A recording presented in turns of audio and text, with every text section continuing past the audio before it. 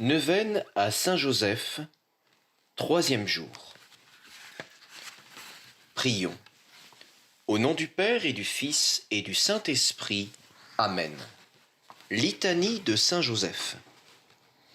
Seigneur, ayez pitié de nous. Jésus-Christ, ayez pitié de nous. Seigneur, ayez pitié de nous. Jésus-Christ, écoutez-nous. Jésus-Christ, exaucez-nous. Père céleste qui êtes Dieu, ayez pitié de nous.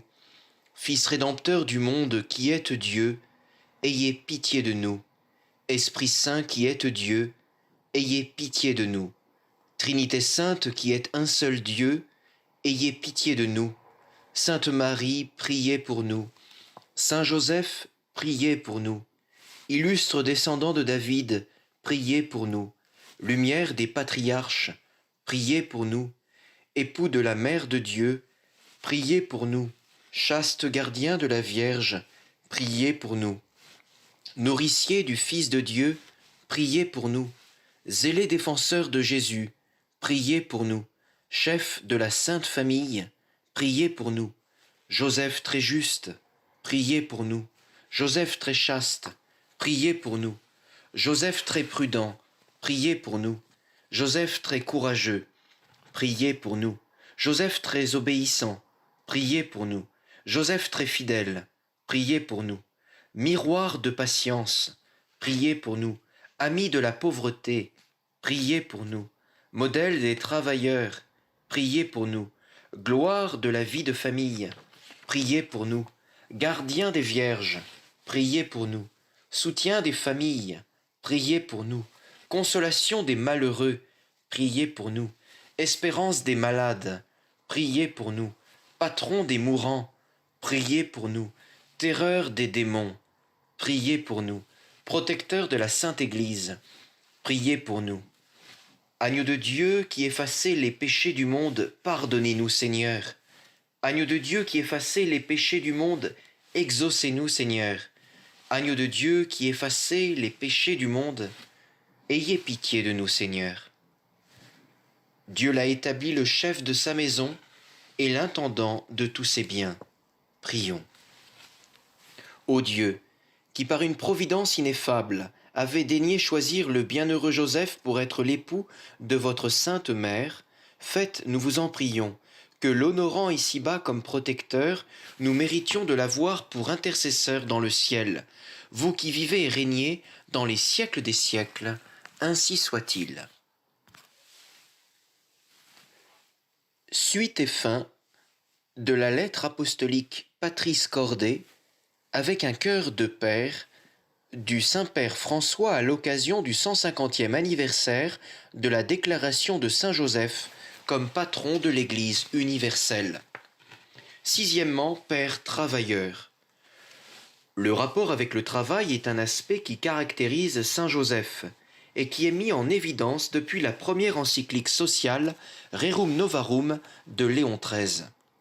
Saint Joseph était un charpentier qui a travaillé honnêtement pour garantir la subsistance de sa famille. Jésus a appris de lui la valeur, la dignité et la joie de ce que signifie manger le pain, fruit de son travail. À notre époque où le travail semble représenter de nouveau une urgente question sociale et où le chômage atteint parfois des niveaux impressionnants, y compris dans les nations où pendant des décennies on a vécu un certain bien-être, il est nécessaire de comprendre avec une conscience renouvelée la signification du travail qui donne la dignité et dont notre saint est le patron exemplaire. Le travail devient participation à l'œuvre même du salut, occasion pour hâter l'avènement du royaume, développer les potentialités et qualités personnelles en les mettant au service de la société et de la communion. Le travail devient occasion de réalisation, non seulement pour soi-même, mais surtout pour ce noyau originel de la société qu'est la famille.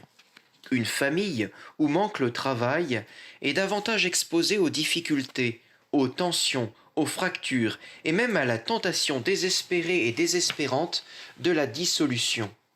Comment pourrions-nous parler de la dignité humaine sans vouloir garantir à tous et à chacun la possibilité d'une digne subsistance.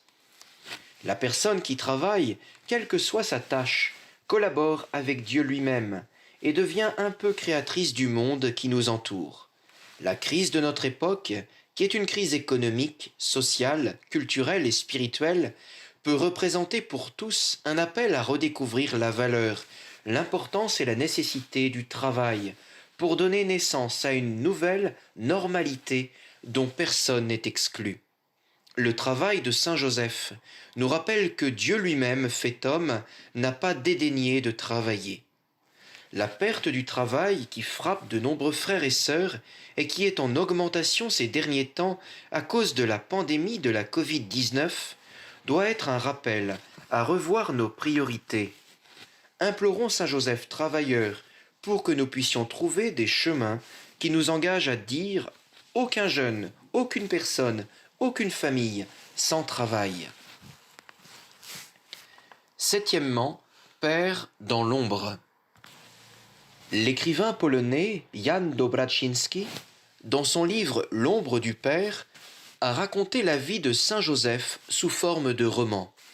Avec l'image suggestive de l'ombre, il définit la figure de Joseph qui est pour Jésus l'ombre sur la terre du Père céleste. Il le garde, le protège, ne se détache jamais de lui pour suivre ses pas. Pensons à ce que Moïse rappelle à Israël. Tu l'as vu aussi au désert. Le Seigneur ton Dieu te soutenait comme un homme soutient son fils. En Deutéronome 1,31.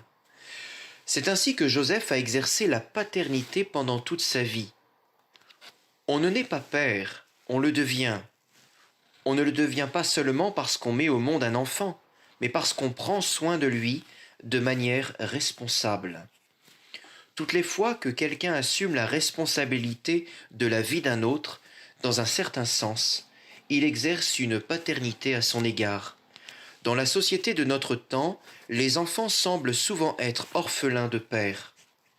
Même l'Église aujourd'hui a besoin de père. L'avertissement de saint Paul aux Corinthiens est toujours actuel. Auriez-vous des milliers de pédagogues dans le Christ? Vous n'avez pas plusieurs pères. Chaque prêtre ou évêque devrait pouvoir dire comme l'apôtre « C'est moi qui, par l'Évangile, vous ai engendré dans le Christ Jésus ». Et aux Galates, il dit « Mes petits enfants, vous que j'enfante à nouveau dans la douleur, jusqu'à ce que le Christ soit formé en vous. » Être père signifie introduire l'enfant à l'expérience de la vie, à la réalité. Ne pas le retenir, ne pas l'emprisonner, ne pas le posséder, mais le rendre capable de choix, de liberté de départ. C'est peut-être pourquoi, à côté du nom de père, la tradition a qualifié Joseph de très chaste. Ce n'est pas une indication simplement affective, mais c'est la synthèse d'une attitude qui exprime le contraire de la possession. La chasteté est le fait de se libérer de la possession dans tous les domaines de sa vie. C'est seulement quand un amour est chaste qu'il est vraiment amour. L'amour qui veut posséder devient toujours à la fin dangereux. Il emprisonne, étouffe, rend malheureux. Dieu lui-même a aimé l'homme d'un amour chaste, en le laissant libre même de se tromper et de se retourner contre lui. La logique de l'amour est toujours une logique de liberté, et Joseph a su aimer de manière extraordinairement libre. Il ne s'est jamais mis au centre. Il a su se décentrer, mettre au centre de sa vie Marie et Jésus. Le bonheur de Joseph n'est pas dans la logique du sacrifice de soi, mais du don de soi. On ne perçoit jamais en cet homme de la frustration, mais seulement de la confiance. Son silence persistant ne contient pas de plainte, mais toujours des gestes concrets de confiance. Le monde a besoin de pères. Il refuse les chefs. Il refuse celui qui veut utiliser la possession de l'autre pour remplir son propre vide. Il refuse ceux qui confondent autorité avec autoritarisme, service avec servilité, confrontation avec oppression, charité avec assistanat, force avec destruction. Toute vraie vocation naît du don de soi qui est la maturation du simple sacrifice. Ce type de maturité est demandé même dans le sacerdoce et dans la vie consacrée. Là où une vocation matrimoniale, célibataire ou virginale, n'arrive pas à la maturation du don de soi en s'arrêtant seulement à la logique du sacrifice, alors, au lieu de se faire signe de la beauté et de la joie de l'amour, elle risque d'exprimer malheur, tristesse et frustration. La paternité qui renonce à la tentation de vivre la vie des enfants ouvre toujours tout grand des espaces à l'inédit. Chaque enfant porte toujours avec soi un mystère, un inédit qui peut être révélé seulement avec l'aide d'un père qui respecte sa liberté. Un père qui est conscient de compléter son action éducative et de vivre pleinement la paternité seulement quand il s'est rendu inutile, quand il voit que l'enfant est autonome et marche tout seul sur les sentiers de la vie, quand il se met dans la situation de Joseph, qui a toujours su que cet enfant n'était pas le sien, mais avait été simplement confié à ses soins. Au fond, ce que laisse entendre Jésus quand il dit « N'appelez personne votre Père sur la terre, car vous n'en avez qu'un, le Père céleste. » Chaque fois que nous nous trouvons dans la condition d'exercer la paternité, nous devons toujours nous rappeler qu'il ne s'agit jamais d'un exercice de possession, mais d'un signe, qui renvoie à une paternité plus haute. En un certain sens, nous sommes toujours tous dans la condition de Joseph, une ombre de l'unique Père céleste, qui fait lever son soleil sur les méchants et sur les bons, et tomber la pluie sur les justes et les injustes, et une ombre qui suit le Fils. Lève-toi, prends avec toi l'enfant et sa mère, dit Dieu à saint Joseph. Le but de cette lettre apostolique est de faire grandir l'amour envers ce grand saint, pour être poussé à implorer son intercession et pour imiter ses vertus et son élan. En effet, la mission spécifique des saints est non seulement d'accorder des miracles et des grâces, mais d'intercéder pour nous devant Dieu, comme l'ont fait Abraham et Moïse, comme le fait Jésus, unique médiateur, qui est auprès de Dieu, Père notre avocat, toujours vivant, pour intercéder en notre faveur. Les saints aident tous les fidèles à chercher la sainteté et la perfection propre à leur état, nous dit le Concile Vatican II. Leur vie est une preuve concrète qu'il est possible de vivre l'Évangile. Jésus a dit « Mettez-vous à mon école, car je suis doux et humble de cœur. » Et eux sont à leur tour des exemples de vie à imiter. Saint Paul a explicitement exhorté « Montrez-vous mes imitateurs ». Saint Joseph le dit à travers son silence éloquent.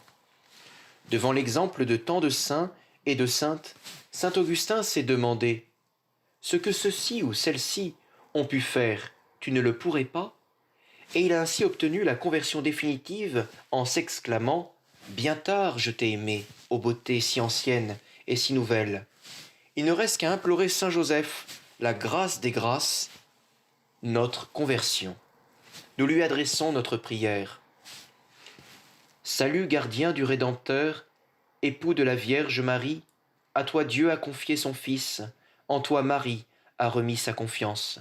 Avec toi le Christ est devenu homme, ô bienheureux Joseph, montre-toi aussi un Père pour nous, et conduis-nous sur le chemin de la vie. Obtiens-nous grâce, miséricorde et courage, et défends-nous de tout mal. Amen. Donné à Rome, Saint Jean de Latran, le 8 décembre, solennité de l'Immaculée Conception de la Bienheureuse Vierge Marie, de l'année 2020, la 8e de mon pontificat. François. Prions encore. Je vous salue, Joseph, vous que la grâce divine a comblé. Le Sauveur a reposé entre vos bras et grandi sous vos yeux. Vous êtes béni entre tous les hommes, et Jésus, l'enfant divin de votre virginale épouse, est béni. Saint Joseph, donné pour Père au Fils de Dieu, priez pour nous dans nos soucis de famille, de santé et de travail, jusqu'à nos derniers jours, et daignez-nous secourir à l'heure de notre mort. Amen. Au nom du Père et du Fils et du Saint-Esprit. Amen.